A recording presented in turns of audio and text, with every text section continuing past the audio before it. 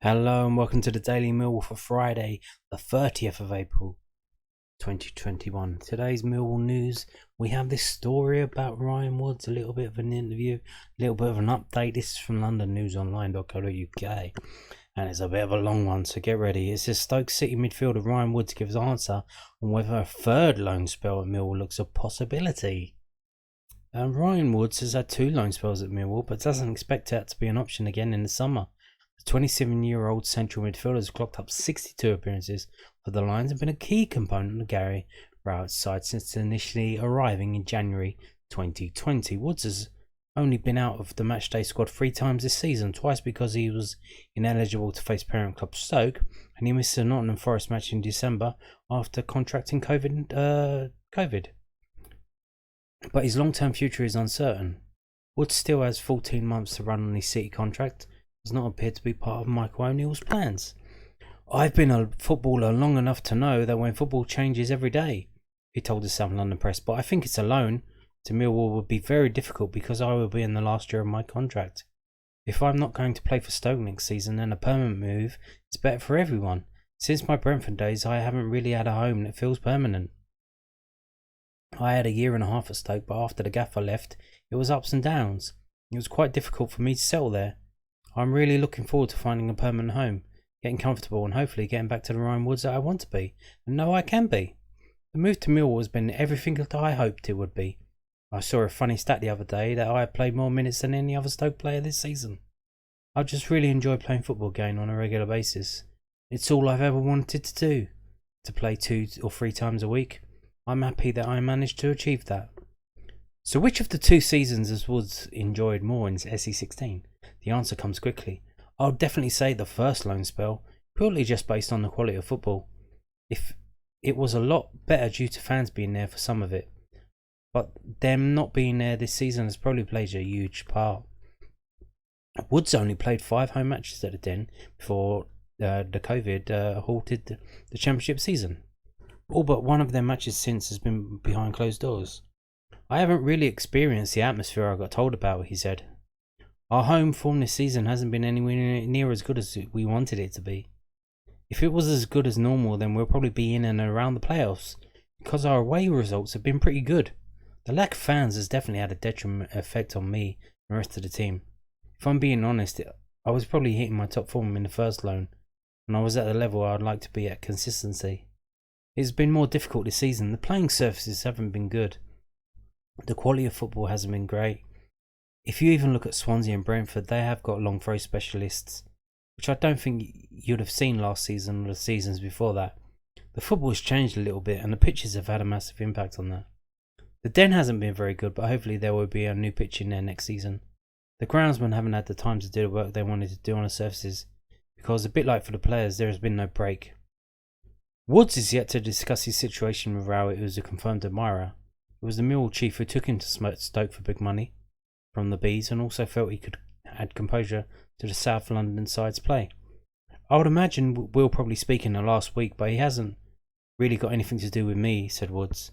It will be him sitting down with my agent and seeing what options are available. I'm just looking forward to going on holiday, or trying to. I'll try to go to Cornwall for a week, and then go abroad once things are lifted internationally. I'll let my agent take care of the other stuff. Millwall face Bristol City in their final home game of the campaign before wrapping things up at Coventry next Saturday. Woods reckons it has been a successful season, even if they remain 12th, despite an 8th place finish last time around. It will be just purely because of the amount of injuries we've had to key players. Lenny has been doing so well, and Hutch is a big player for us. Smuch can make a real big impact off the bench. The list just goes on. And it just cuts out there without finishing properly because probably run out of words. So there you go. Ryan Woods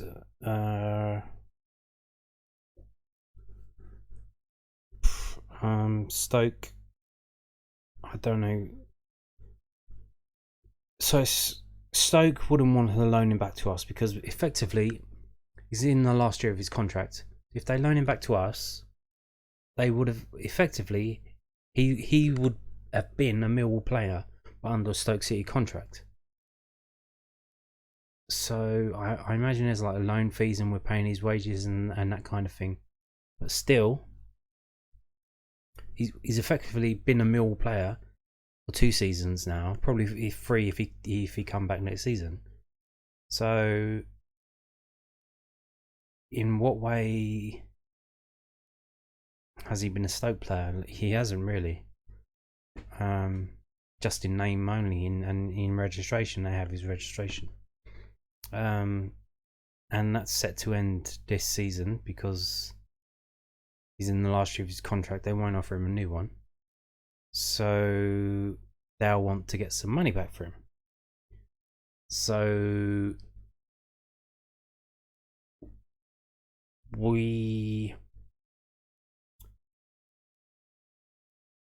if there's a bidding war, we're probably going to get outbid, to be honest with you. So he cost a fair bit of money from Brentford, but now he's 27 years old, going to be 28 next season. He's a decent player in the Championship. He's a decent player. He can't really. He's not a box-to-box midfielder anymore, but he's got an eye for a pass.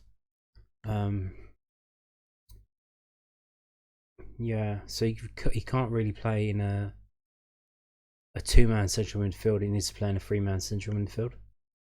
Or he could probably play, even though we've not been playing him anywhere near, they could probably play as the player off of the striker. Probably, I don't know. Maybe that might be a bit too much running around. So he's very limited in his capacities. And will we pay for him? Can we pay for him? And if we did, would it be worth it? Would the money be better spent elsewhere, or just not spent at all? We'll see. But it looks like, yeah, so Stoke will probably be trying to sell him in the summer. They'll be offering him out, offering bids for him, I imagine. But then, if they don't get the money they want, or a deal can't be done, then he stays at Stoke. And then you imagine in January it's bargain bin basement. His contract's up in the summer, so in January 2022, let's get what we can get. So that's, if he's still there at Stoke by that time, that's probably when we've got a chance of getting him, January 2022. Because he would have 6 months left on his contract, and even if it's a loan to a permanent with a hefty loan fee for a 6-month loan, yeah, sure, we could do that deal. So he might not be coming back in the summer, in August, but he might be coming back later on, or he might not come back at all. I've covered all the options there. Yeah. So we have a game tomorrow against Bristol City.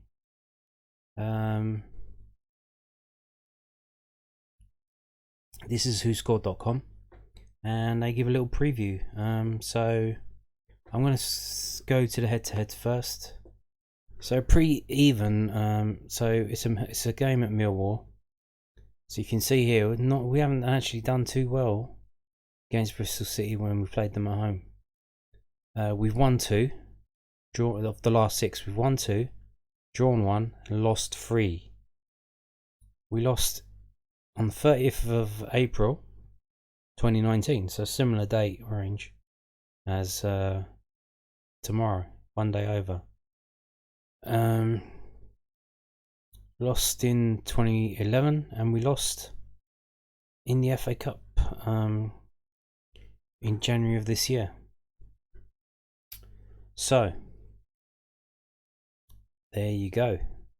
The form table. Bristol City are pretty poor. So this isn't the form table. This is the table as it stands. We're in 12th place. They're in 18th. Only 8-point difference, but pretty similar teams, even though there's an 8-point difference. They've conceded a lot more than us. Their defence isn't as good, but scoring wise, similar. They've lost a lot more games. We've drawn a lot of games. I think we've drawn the most games in the whole of the Football League system of all 92 teams. But only 8 points difference. So there you go. Moving on to the form table. There you go. Bristol City, rock bottom of the form table. Rock bottom. Last 6 games, 1-0, drawn twice, lost 4. Scored 5 goals, conceded 11. Only 2 points. But you look at that there and compare it to us. We're 18th, not that far away from them. We've scored scored and conceded similar. We've scored 4, conceded 19, but we got 2 wins out of those goals, 4 and goals against, and they got 1 draw and only lost 3. So there you go. And if we look here at but our last 4 games have been absolute killers against Swansea, Brentford, Bournemouth, and Watford. 4 of the best teams in the league in a row. The fixture gods were really sticking it to us, weren't they? So our last home game we lost 4-1 to Bournemouth. Before that we lost 3-0 to Swansea, and before that we actually won 1-0 against Rotherham. And they had a geezer sent off. So, and then you compare that to Bristol City. Bristol City's away game, they lost at Wickham, the team bottom of the league, I believe, or there or thereabouts. So they lost away at Wickham. They drew away at Sheffield Wednesday. They lost away at Coventry 3-1. So don't seem to be having the best of times with their defence. Conceding a lot of goals. 3s a couple of times.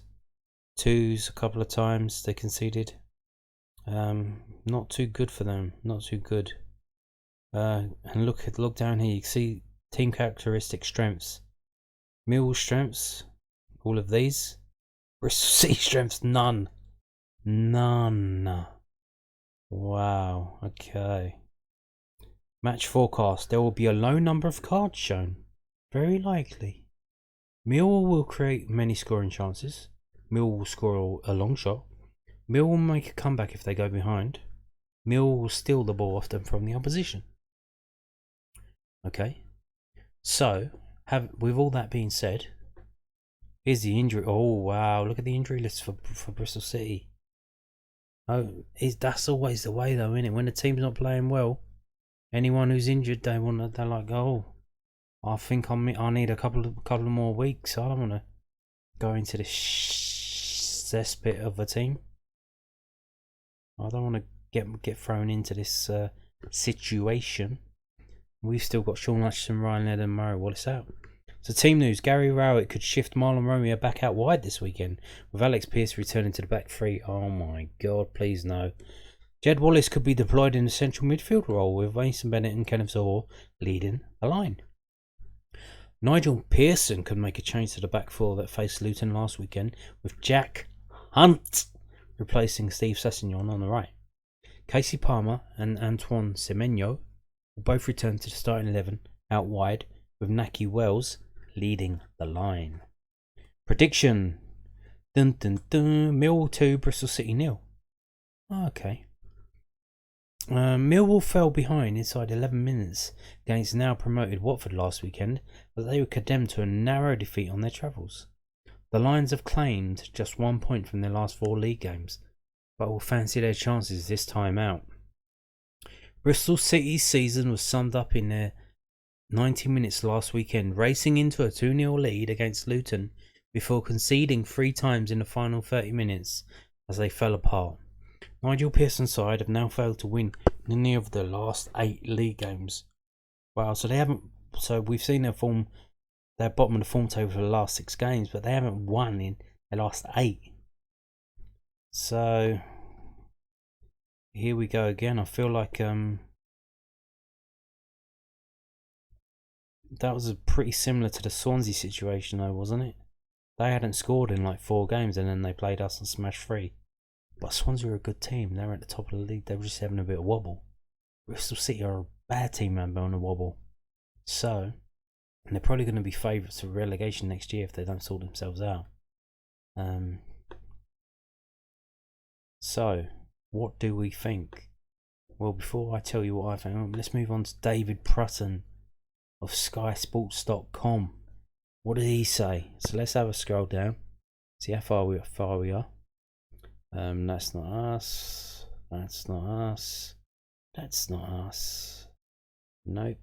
Nope. Nope. Aha, here we go. He reckons Millwall 1, Bristol City 0. I think, you know what? I think we're going to win. But there's been a lot of funny results later on this season. There's been a lot of funny results in terms of this season and in the past couple of weeks as people's seasons have been done. I think we could smash them. I think it could be something crazy like 4-1 or 5-1 to Millwall. I think it could be 4-1 or 5-1 to Millwall. I think Bristol City got problems. And I think they're going to get relegated next season.